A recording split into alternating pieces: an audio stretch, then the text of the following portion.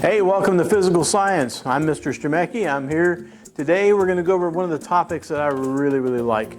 And since we're studying physics now, the physics part of physical science, one of the things that is fairly easy to understand, it was even taught to you in your 5th grade science, is when you first got introduced to the idea of force. Remember what force was? Force is it's a push or a pull, right? It's a push or a pull. And what we're going to do is we're going to take that concept of force and we want to talk about definitions. How is it applied? What kind of rules or characteristics does it have to be able to be applied to everyday activities and actions that we see? And the king in the center of all this, of course, is Sir Isaac Newton. Now, Sir Isaac Newton is not the only scientist that come up with the idea about motion and how it works or the concept of force, okay? Don't give him too much credit here. There's a lot of scientists that came before him. It's just Sir Isaac Newton was the first one to actually put it down in writing, in actual conceptual context, you might say, and it's in the form of what's called Sir Isaac Newton's first, second, and third law of motion. Of course, he didn't name it after himself at the time, but he came up with the main concepts that wound up being the real good basis for the rest of physics and motion that comes from it. Okay, so enough introduction, let's get into this. This is module 13-1. We're going to go over Newton's first law of motion, and then we'll take a quick break and we'll do Sir Isaac Newton's second law of motion. Okay? Newton's first law of motion has to do with the main concept is inertia. Not force yet, but inertia. Now, what in the world is inertia? Trying to come up with a good definition of inertia is, if you go back to module 12, when we talked about momentum, a lot of people get inertia and momentum mixed up, okay? So let me make sure that we separate those two right here. Momentum, if you remember, depended on two things. It depended on mass and it depended on how fast, or the velocity of that mass and where it was going, okay? Those two entities combine together to create momentum. In inertia, only one of those things matters, and that's it, okay? For instance, if you have a big boulder in front of you and you try and push and shove, and then you go and you get a truck and you push and you shove, and you wind up having to go get a bulldozer to push and shove, it finally takes an enormous amount of pushing and pulling to get that boulder to move. You would say that that boulder has a lot of inertia, not momentum, because the boulder's just sitting there, right? It has no velocity at all. It's just sitting there. But what makes it so hard to move? Even if we made that great big thing like almost perfectly round, it would still be hard to move. And it would also, once it got rolling, it would be also very difficult to stop, okay? But the idea of what makes it so hard to move is mass, okay? Make sure you write that down in your notes. Inertia has everything in the world to do with mass, okay? I'm not saying inertia is mass. Don't get that confused. It's just that inertia completely 100% depends on mass. The more mass an object has, the more inertia it has. It does not depend on how fast the velocity of the object. It makes no difference at all, okay? Inertia only depends on the mass of an object. Now, still, you got some sort of idea what inertia is, has something to do with mass, but what would be a good way to define it? Well, the way Sir Isaac Newton's law comes across, it's kind of like saying that an object has attitude, okay? It kind of has attitude. It doesn't like change. It does not want to move. It does not like change at all, okay? In other words, that big boulder sitting on the ground, it's kind of like being really stubborn, like, I ain't gonna go nowhere. I'm gonna stay right here. Don't push me. I'm not gonna go anywhere. I'm gonna stay right here. And it's almost like it has attitude, like it doesn't want to change its velocity. It doesn't want to roll down the hill, okay? Anything you think about, something that's lightweight, it's got a really small mass, okay? If you got something that's got a really small mass, like a pebble or a tennis ball, or a ping pong ball. Wow, you talk about lightweight and small mass.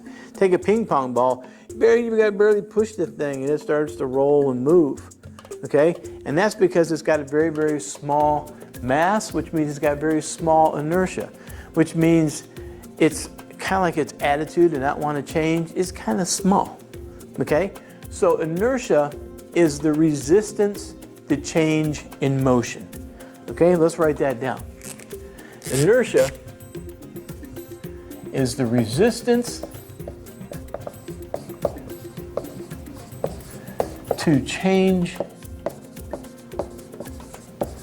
in motion. If it's sitting still and not going anywhere, then it doesn't want to move. It doesn't want to change from whatever it's doing. It doesn't want to change. If the object's already moving, it doesn't want to change. It doesn't want to speed up. It doesn't want to slow down. It just wants to keep on going in a straight line, whichever direction it's going, and not change a thing. Okay? That's what it wants. So it's a resistance to the change in motion. And the more mass it's got, the more resistance, the more attitude it's got, that it doesn't want to change. Okay? So Newton's first law of motion states this. An object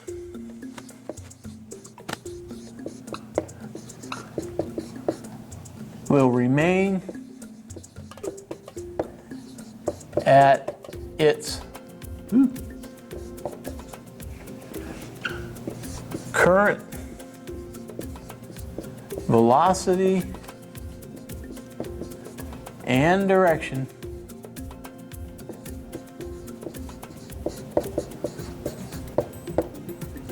unless or until an outside net force acts on it.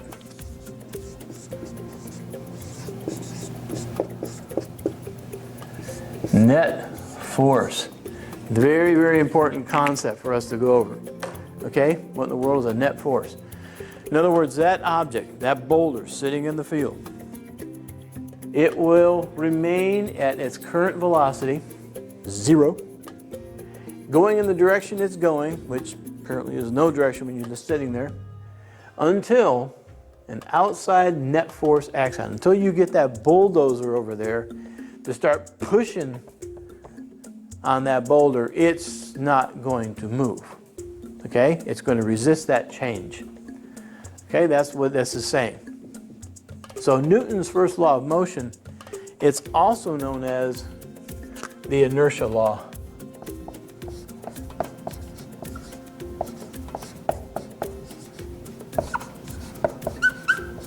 Okay? It's also called the inertia law because obviously it has everything to do with inertia.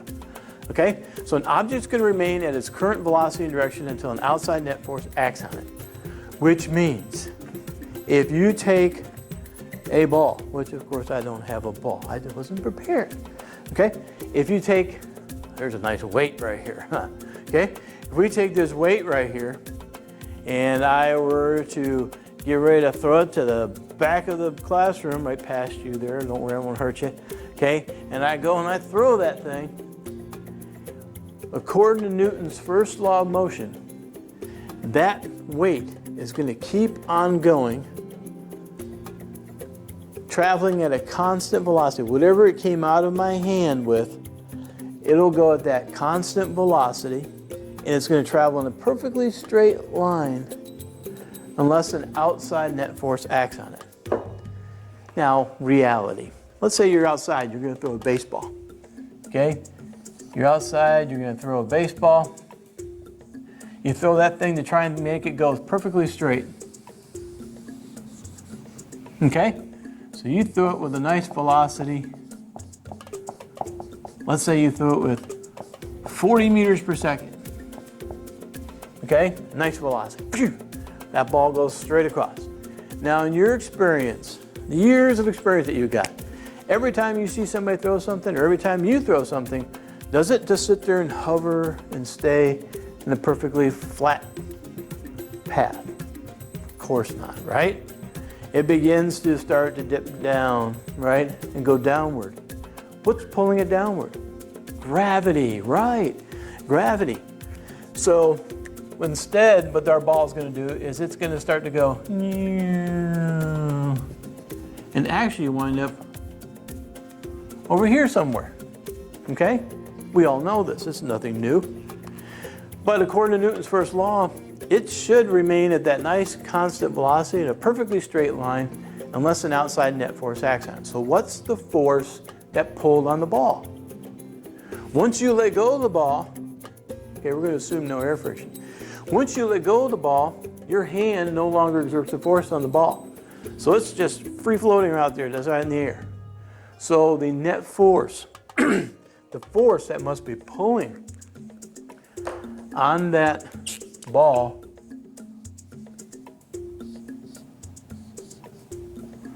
must be gravity. Okay? The force of gravity is beginning to pull on that ball. That's the only way it could explain why the ball is starting to have a curved path to it. Okay? Otherwise, that ball should be going at a straight horizontal path. Okay? All right, so now we got an idea of what Newton's first law of motion is. We understand that everything should travel in a straight path at a constant velocity until an outside net force acts on it. And right here we've got a good example of gravity. Now, application. You're in outer space, right? We get this same misconception on almost all of our space movies that we watch. Star Wars, Star Trek, whichever your love is. We seem to get the same concept misconstrued to our brain. Understand this, when we go to Mars, we're going to point our rocket in the direction that we know we're going to meet Mars at, okay?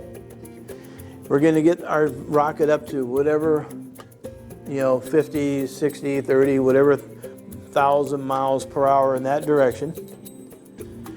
And then what we're going to do is once we get up to that right direction, once we have our direction and we got our velocity, guess what we're going to do?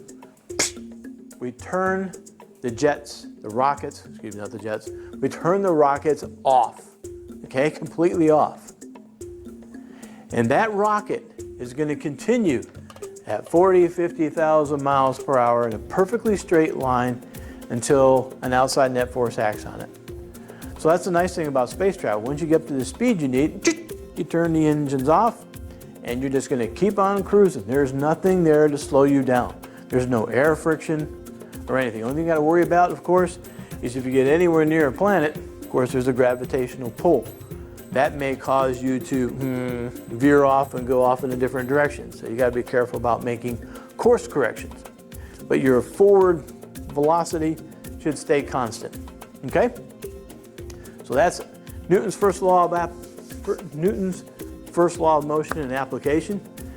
Stay tuned and we'll go over Newton's second law.